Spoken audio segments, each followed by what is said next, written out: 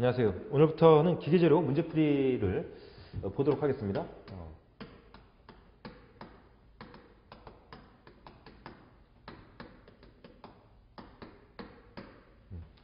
지난 시간까지는 기계재료 이론적인 내용을 같이 한번 정리를 해봤습니다. 각 챕터 뒷부분에는 연습 문제가 실려 있죠.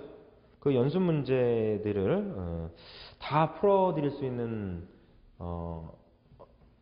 입장은 아닌 것 같고요. 그러니까 이제 풀이가 다 있기 때문에 굳이 제가 문제를 풀이해 주지 않아도 여러분들이 상당수 문제들은 풀어볼 수 있을 거라는 생각이 듭니다. 이렇게 어려움 없이.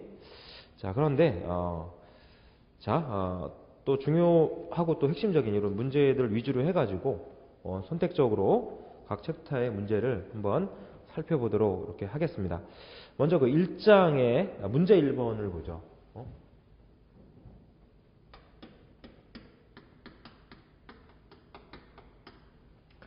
지름이 15mm, 지름 D가 15mm, 영광봉에 500kg 포스의 인장 하중이 작용할 때 인장 하중 P로 놓죠.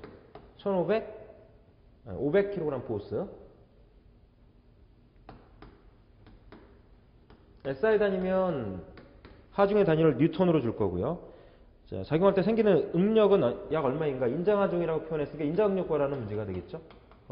여기서는 킬로그램 포스 퍼 센티미터 제곱으로 구하라. 이렇게. 자, 문제가 표현이 되어 있는데, 이런 문제는 이제 재료역학이라는 과목에서도 많이 나오는 유형이라고 볼 수가 있죠. 기계 재료에서도 한 번 정도씩은 나옵니다. 즉 인장 시험과 관련된 문제라고 볼 수 있어요. 자, 이 문제는 사실 그 5장 내용을 정리를 한 다음에 풀어보는 것이 좋겠죠. 5장 내용이니까. 자, 그러나 뭐 응력이다라고 하면 응력 시그마는 A분의 P로 표현되니까 A는 면적, 직경이 15mm, 원형 단면의 면적은 4분의 파이 D 제곱이죠. 4분의 파이 D 15mm, 그러니까 1.5cm죠. 1.5의 제곱, 1.5의 제곱 하중 500kg 포스에서 계산해주면 킬로그램 포스 퍼 센티미터 제곱. 이렇게. 힘의 단위가 뉴턴이면, 하중의 단위가 뉴턴이면 뉴턴 퍼 센티미터 제곱, 또는 뭐 뉴턴 퍼 미터 제곱은 파스칼이라고 표현한다고 그랬죠. 뉴턴 퍼 미터 제곱은, 즉 1뉴턴 퍼 미터 제곱은 1파스칼. 이렇게도 표현이 돼서 문제가 나올 수 있습니다. 그죠? 그 5장 내용의 문제들이, 5장 내용을 정리하고 풀어볼 만한 문제들이 1장 연습 문제는 다소 있습니다. 다소 있기 때문에 일단 1장 내용 정리하시고 문제 풀어볼 때 1장 내용과 관련이 없는 것들은 일단 패스하고 넘어가신 다음에 5장 내용을 정리한 다음에 또 풀어보시면 되겠죠. 아니면 우리처럼 이론을 먼저 한번 정리하고 나서 문제를 풀어보시면 또 상관은 없을 것 같습니다. 자, 이런 식의 이제 응력을 구하는 문제들이 재료역학이라는 과목에서도 한 번씩 출제가 되고, 또 기계 제작법에서도 나올 수가 있고요. 기계 재료에서도 나오는 경우가 있다. 자, 그다음 문제 2번을 보겠습니다. 문제 2번. 다음은 1500도씨에서 자유에너지와 조성 간의 관계를 그린 것이다. 옳은 것을 골라라 그랬습니다. 이렇게. 일단 자유에너지라고 하는 표현,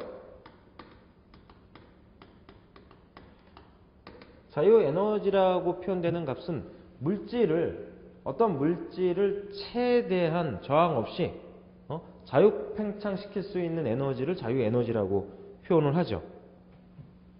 즉 물질의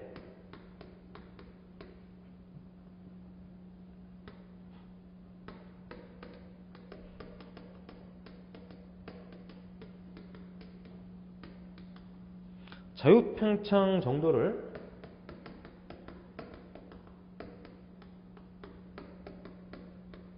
나타내는 에너지, 물질의 자유팽창 정도를 나타내는 에너지를 자유에너지라고 표현합니다. 자유팽창이라고 하는 표현은 어떠한 저항 없이 팽창할 수 있다라고 하는 의미를 갖고 있는 것으로 보면 됩니다. 자, 그래서 주어진 그림을 보니까 한쪽은 니켈로 표현되어 있고 한쪽은 구리로 표현이 되어 있어요. 이렇게. 이렇게. 한쪽은 니켈, 한쪽은 구리. 이렇게 표현이 되어 있어. 이렇게. 예. 그리고 고상, 액상이라는 표현으로 표현이 들어가 있고, 그러니까 이제 니켈의 요 축은 세로축은 자유팽창의 크기를 표현하는 그런 축으로, 또 구리의 요 세로축은 구리의 자유팽창 정도 값을 표현하는 것으로 생각해 주면 좋을 것 같아요. 니켈의 용융점의 온도는 1450도씨, 구리의 용융점의 온도는 1083도씨 정도가 됩니다. 용융점이란 고상이 액상으로, 액상이 고상으로 변할 수 있는 기준이 되는 온도 값을 용융점, 융점이라고 표현을 하죠. 그러니까 니켈이 다 이제 1500도씨 이하입니다. 1500도씨 이하고, 니켈이 구리보다 용융점의 온도가 높아요. 그리고 고상인 상태에서, 액상인 상태에서 열을 받아서 가열을 해요. 가열을 해서 열을 받아서 물질이 자유팽창을 한다라고 봤을 때 1500도씨 정도까지, 니켈, 구리 다 1500도씨 정도까지 자유팽창한다라고 봤을 때 니켈은 1450도씨 이상에서는 액상, 고체인 상태에서, 니켈과 구리는 금속이잖아요. 금속. 고체 덩어리란 말이에요. 고체 덩어리인 상태에서 가열을 해가지고 용융점에 도달하게 되고 그 다음에 융액 상태로 넘어간다라고 우리가 생각을 해본다면, 고체 상태로부터 융점을 지나서 융액 상태로 넘어갈 때 자유팽창 정도는 더 커지겠죠. 그렇게 생각을 해볼 수가 있어요. 이렇게. 예. 즉, 지금 니켈의 고상, 고체 상태에서 이런 얘기죠. 이렇게. 구리의 용융점을 기준으로 해서 보자면, 니켈의 자유팽창 정도가 구리의 자유팽창 정도보다는 더 클 거다. 더 클 거다. 온도가 더 높으니까. 그러니까는 이렇게. 그리고 이제 고상인 상태에서 자유팽창했을 때 자유팽창 에너지, 액상인 상태에서 자유팽창했을 때 자유 에너지라고 하는 값은 고상으로부터 팽창하는 게 더 클 거다, 이런 얘기예요. 그러니까 고상이 위에 있고 액상이 밑에 있어야 된다, 그 얘기죠. 그리고 니켈이 구리보다 온도가 높기 때문에 니켈과 구리, 요 점들은 다소 이제 이러한 형태로서 표현이 돼 주는 것이 맞을 거다, 이런 얘기죠. 이것이.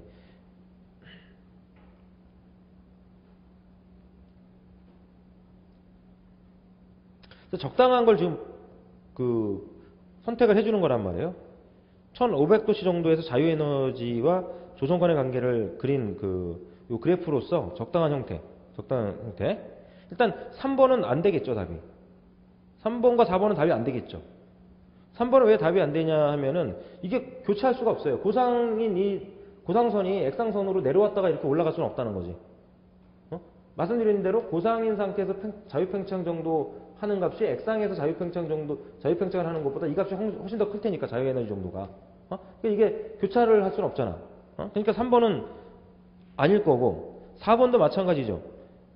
고상에서 자유팽창했을 때 자유에너지가 액상에서 자유팽창했을 때 자유에너지보다 훨씬 더 클 거기 때문에 고상이 위에 표현이 돼야지 액상이 위에 표현돼서는 안 되죠. 그래서 4번도 답이 될 수 없을 거예요. 그러면 1번 아니면 2번이다 이거죠. 1번 아니면 2번. 그런데 1번 아니면 2번인데 말씀드린 대로 뭐야? 니켈의 용융점의 온도가 구리의 용융점의 온도보다 높으니까 액상의 자유 에너지를 표현을 할 때 구리보다는 니켈의 온도점이 높으니까는 더 높은 지점에서 구리의 요 액상인선보다 높은 지점에 위치해서 표현을 해줘야 맞을 거다라는 생각이라는 얘기지. 예? 2번은 그게 거꾸로 돼 있다는 거죠. 그래서 적당한 답은 1번을 선택하는 것이 맞다라고 생각이 됩니다. 이렇게. 그래서 2번 문제가 특히 이제 일반기기사 시험 문제에서 제 기억으로는 한 두세 번 정도 나왔던 것 같아요. 지금까지 보면은 이렇게. 예. 자, 그래서 눈에 익혀두시면 될 거다. 자유에너지라는 의미하고 니켈과 구리의 유음점의 온도 정도는 알아두셔야 되겠고요. 상식적인 선에서. 자, 그 다음에 3번을 보겠습니다. 금속의 결정 입자를 X선으로 관찰하면 금속 특유의 결정형을 가지고 있는데 그림과 같은 결정 격자의 모양은 무엇인가 그랬어요. 지금 정육면체를 보면은 입자를 구성하고 있는, 즉 결정 구조에는 세 가지가 있죠. 채심 입방 격자 구조, 면심 입방 격자 구조, 조밀 입방 격자 구조, 이렇게 세 가지가 있는데 지금 주어진 그림은 면심 입방 격자 구조 그림이죠. 이렇게 육면체 모서리에 원자가 위치하고 있고, 그리고 각 면에 원자가 위치하고 있죠. 그러면 면심 입방 격자 구조. 면심 입방 격자 구조. 육면체 중앙에 채심 자리에 원자가 배치하고 있으면 채심 입방 격자 구조. 그래서 육면체 구조로 원자들이 배열되고 있는 결정 구조에는 두 가지가 있습니다. 면심 입방 격자 구조, 채심 입방 격자 구조 두 가지가 있죠. 여기서는 이제 면심 입방 격자 구조가 답이 되겠죠.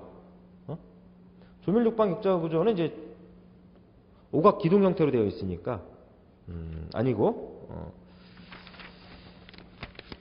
다음 7번 문제 봅니다. 7번 문제. 공정점에서 자유도는 얼마인가 그랬어요. 공정점에서 자유도는 얼마인가. 이렇게. 예.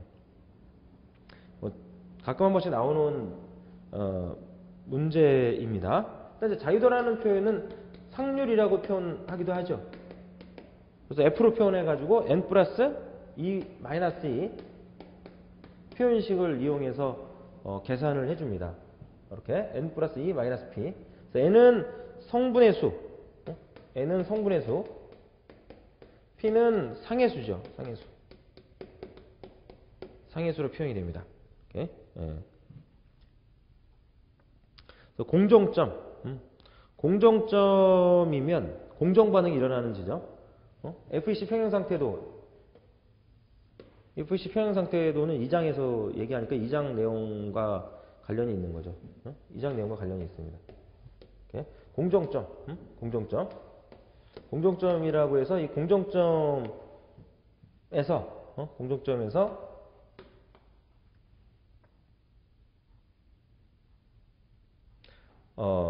자유도는 얼마냐, 상률이 얼마냐 이거죠. 상률. 자유도 또는 상률이 얼마냐. 이렇게. 일단 이제 그 성분의 수가 몇 개냐 이거. 성분의 수가. 그리고 상의 수가 몇 개냐 이거. 위는 액상이죠. 위는 액상이고 이쪽은 고체 플러스 액상. 이쪽도 고체 플러스 액상. 이런 의미죠. 이렇게. 이렇게. 예. 성분으로 따지자면 철이에요. 철. 다. 성분으로 따지자면 철이고 이쪽은 감마철 플러스 액상. 감마철 플러스 액상. 아니면 이제 이 아래쪽에서 보자면 공정점을 기준으로 해서 이쪽으로 가면 뭐야? 감마철. 이쪽으로 가면 감마철이죠. 감마철. 그리고 이쪽으로 오면 FE, 3C, 탄화철이란 말이에요. 그러니까는 상해수는 몇 개? 상해수는 액상 하나에 고상, 감마철인 고상, 그리고 FE3C의 고상, 이렇게 해서 보자면 성분은 다 철의 성분으로 놓고요.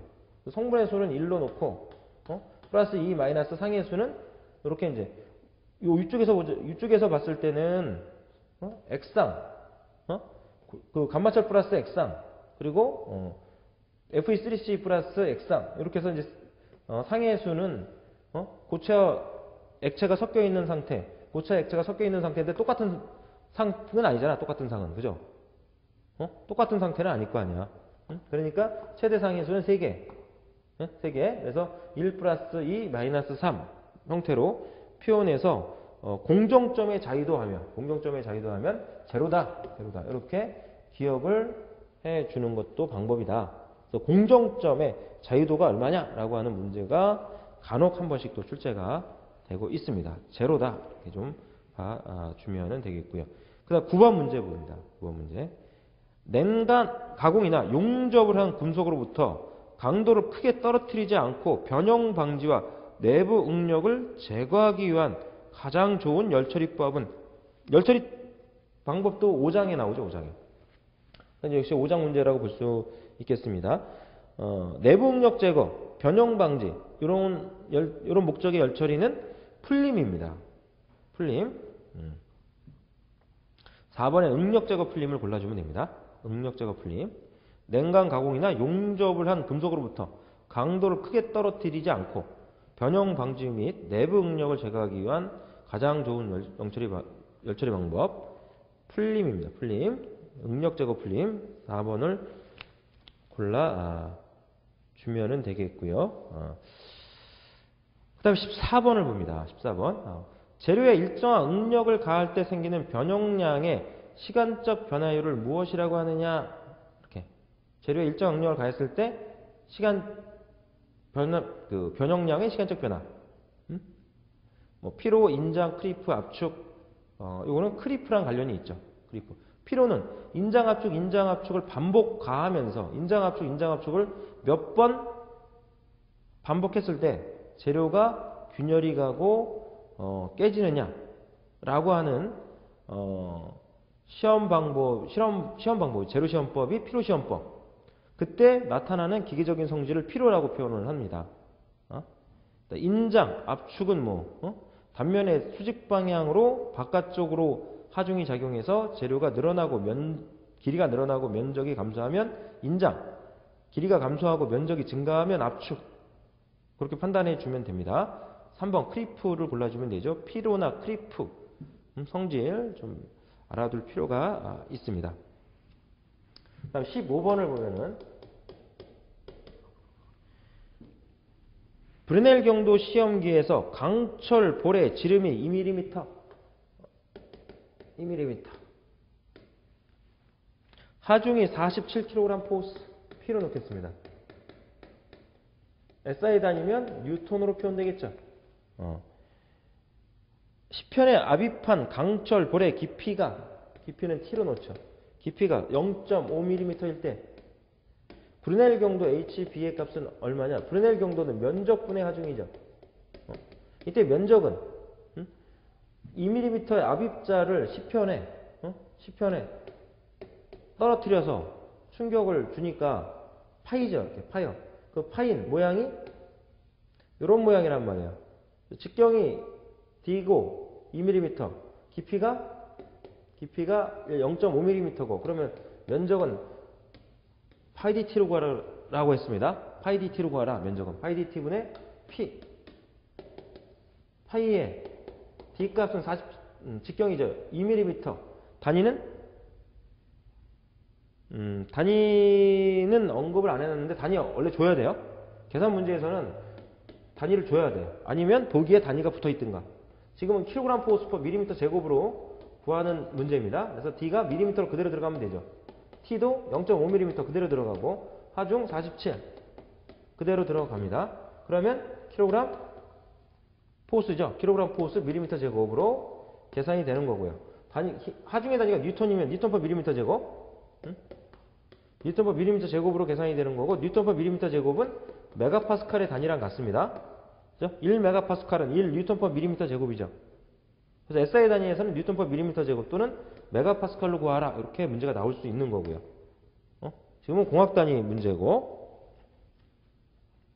150 정도가 나옵니다. 그 다음 17번 금속의 일반적인 소송 가공은 재료의 어떤 성질을 이용하는 것인가 그랬어요. 소송이라고 하는 성질은 뭐야? 재료의 소송이라고 하는 성질은 소재에 하중을 가했을 때 그 하중에 의해서 수반된 변형이 하중이 제거하더라도 원상태로 회복되지 않고 변형된 상태로 그대로 남아있다라고 하는 성질이 소송이죠. 그와 같은 성질을 이용해서 가공하는 분야가 소송 가공입니다. 자, 그러니까 소송 가공은 재료의 어떤 성질을 이용하는 것인가? 가공 경화, 재결정, 영구 변형, 기계 가공성. 영구 변형을 선택해 줘야 되겠죠. 하중을 제거하더라도 원상태로 돌아오지 않고 변형된 상태로 있다는 얘기는 영구 변형된 상태에 있다, 이렇게 얘기할 수 있는 거니까요. 그 다음 20번.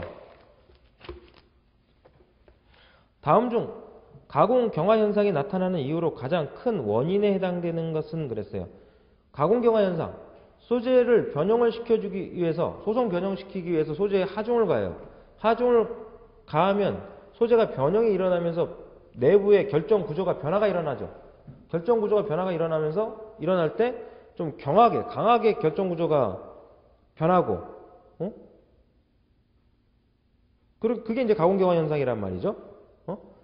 그때 이제 결정 구조가 단단한 형태의 결정 구조로 변화가 일어나는 거야. 원래 상태에서 그 결정 구조가 변하기 때문에 그때 그 결정 구조의 변화, 결정 구조의 변화를 어떻게 표현할 것이냐 이거죠. 그건 이제 결정 결함이라고 얘기합니다. 결정 결함. 멀쩡한 상태에서 하중을 가해갖고 기계적인 성질은 단단하게 변형을 시키지만 조직은 뭐야? 원래 형상에서 다른 형태의 형상으로 변화가 일어나면서 단단해지는 이런 기계적인 성질의 어떤 그 변화치는 있는 건데, 순수하게 그 재료 입장에서 봤을 때는 모양이 변하는 거죠. 입적 결정 구조의 모양이 변하는 거란 말이죠. 그러니까 그거를 결정 결함이라고 얘기를 합니다. 그러면 결정 결함이 줄어드느냐, 증가하느냐? 증가하는 거로 봐야죠. 증가하는 거로.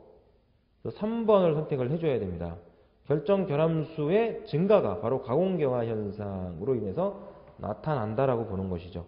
그래서 가공 경화 현상이 수반이 되면 강도나 경도는 증가하고 연신율이나 단면 수축률은 감소하면서 내부 응력이 증가하게 되죠. 왜 내부 응력이 증가하느냐? 이 결정 결함수가 증가하기 때문에 내부 응력이 증가하게 되고요. 계속 하중을 가하면 결과적으로는 견디지 못하고 깨지는 이런 현상이 일어나겠죠. 그건 이제 결정 결함수가 증가하기 때문에 그렇다라고 얘기할 수 있습니다. 자, 그 다음 25번.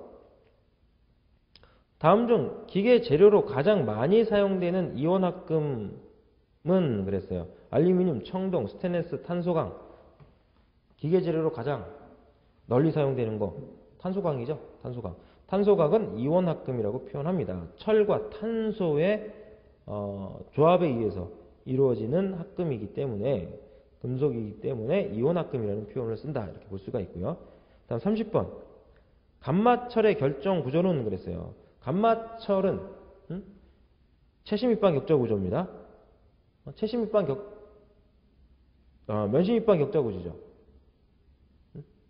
면심 입방 격자 구조. 알파철과 델타철. 알파철과 델타철이 채심 입방 격자 구조네요. 그죠?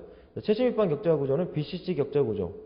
면심 입방 격자 구조는 FCC 격자 구조입니다. 2번을 답으로 선택을 해줘야 되겠죠. HCP는 조밀 육방 격자 구조를 의미하는 거고요. BCC는 채심 입방 격자 구조. 면심 입방 격자 구조니까 2번을 답으로 선택을 해주면 됩니다. 자, 여기까지는 1장 연습 문제였고, 그 다음에 2장 연습 문제로 넘어가겠습니다. 2장 연습 문제 1번을 보겠습니다. 1번. FE3C 상태도에서 ACM 변태는 다음 중 어느 것인가 그랬어요. ACM 변태가 뭐냐? FEC 상태도에서요. 문제 1번을 보면 FEC 상태도를 보면은 세로축은 온도죠. 가로축은 탄소의 함유량과 시멘타이트의 함유량을 표현하는 거고. 네.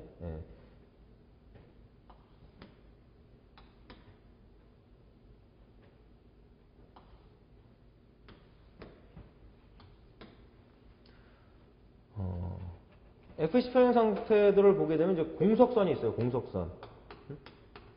공석선이 있고 공정선이 있죠. 이렇게. 즉 그 A3 변태점 910도씨. A3 변태점이 있고요. 이렇게. 그러니까 이제 오스나이트 조직. 여기가 오스나이트 조직이죠. 감마철. 감마철은 오스나이트 조직입니다.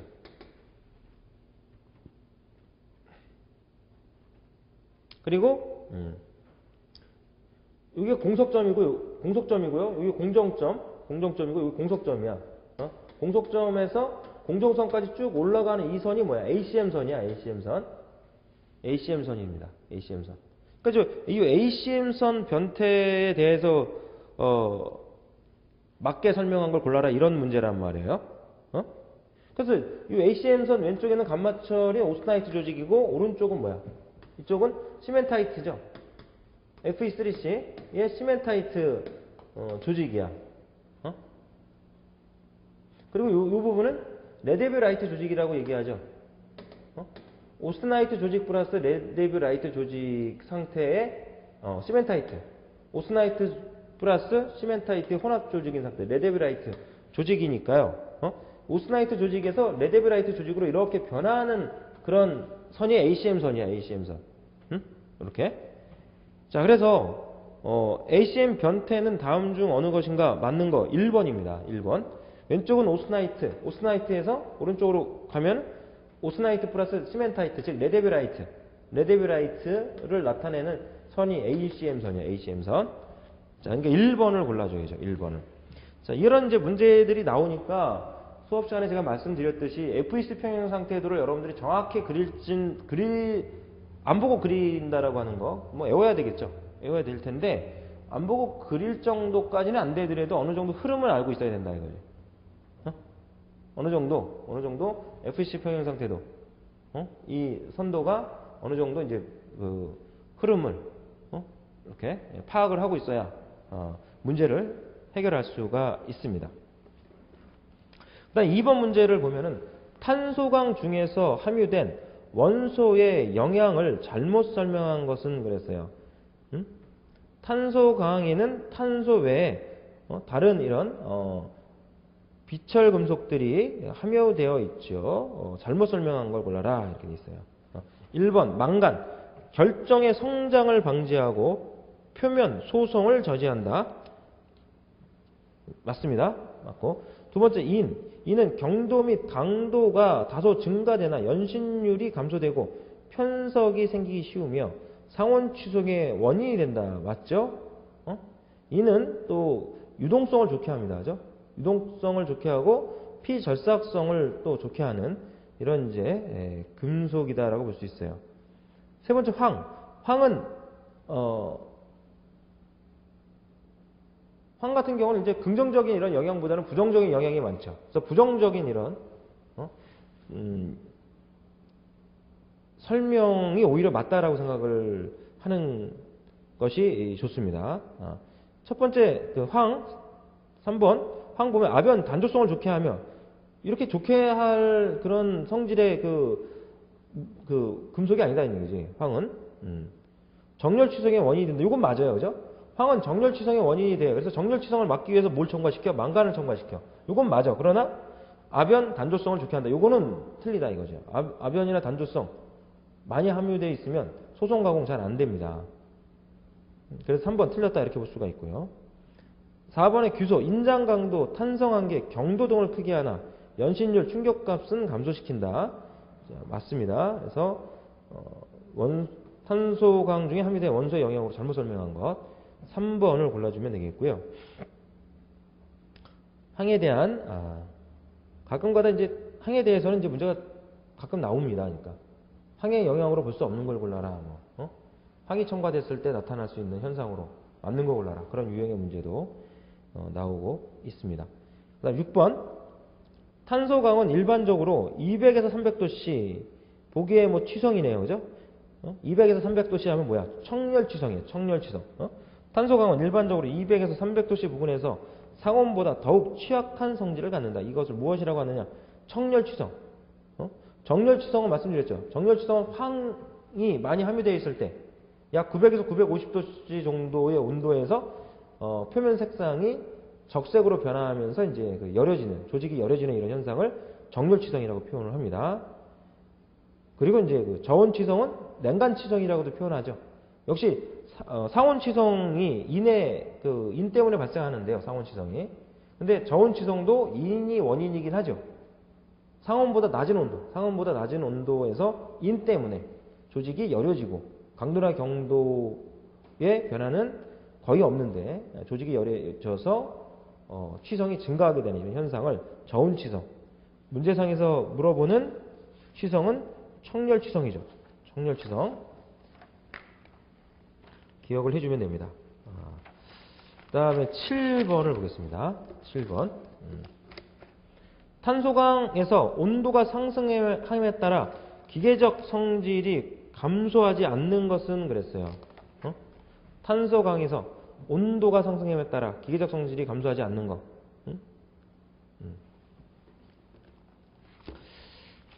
자, 이 내용은 2장의 그림 2-3 2-3을 보면은 알 수가 있죠.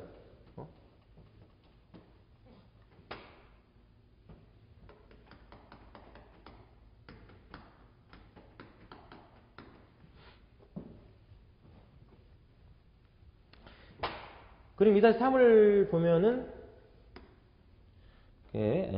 좌측 세로축은 인장강도 항복점으로 주어졌어요. 인장강도 항복점. 우측 세로축은 충격각.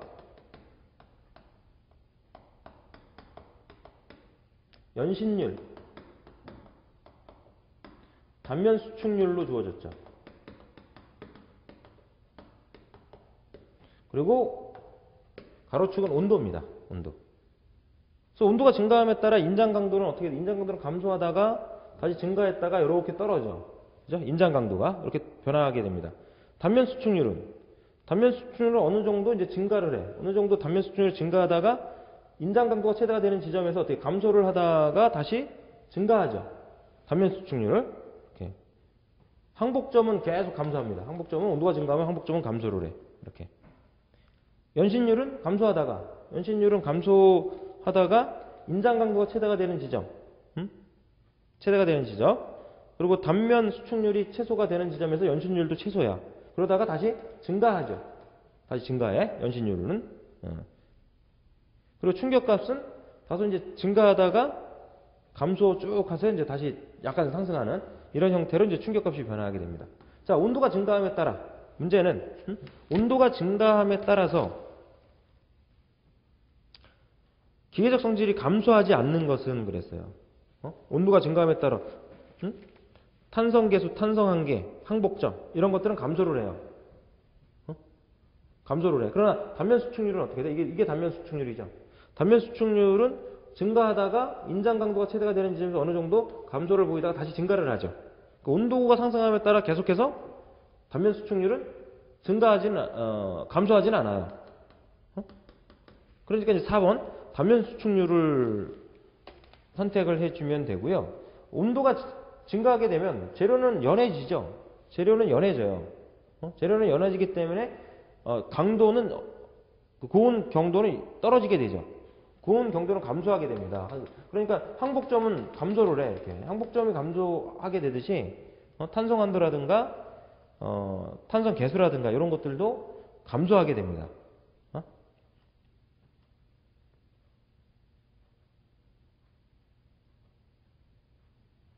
계속해서 감소하지 않는 걸 골라라. 단면 수축률. 이렇게 해서 답을 골라주면 됩니다. 그러니까 7번의 답은 4번을 골라주면 되고요. 그 다음 10번 문제 보겠습니다. 10번 문제. 탄소 강에서 탄소의 증가에 따라 물리적인 성질이 증가하는 것은 비중, 열팽창 계수, 열전도도, 전기저항. 전기저항입니다. 탄소 강에서 탄소가 증가함에 따라서 물리적인 성질 중에서 증가하는 값은 전기저항.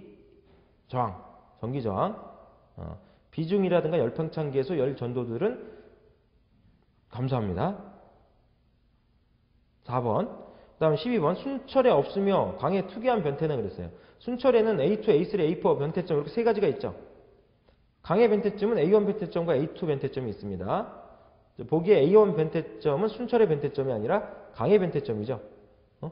강의 변태점 A1은 약 721도씨, A2 변태점은 768도씨, A3 변태점은 910도씨, A4 변태점은 1400도씨 정도가 되죠.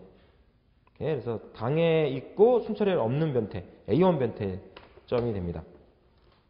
자, 이번 시간에는 여기까지 12번까지 좀 보고요. 다음 시간에 좀 이어서 보도록 하겠습니다. 수고하셨습니다.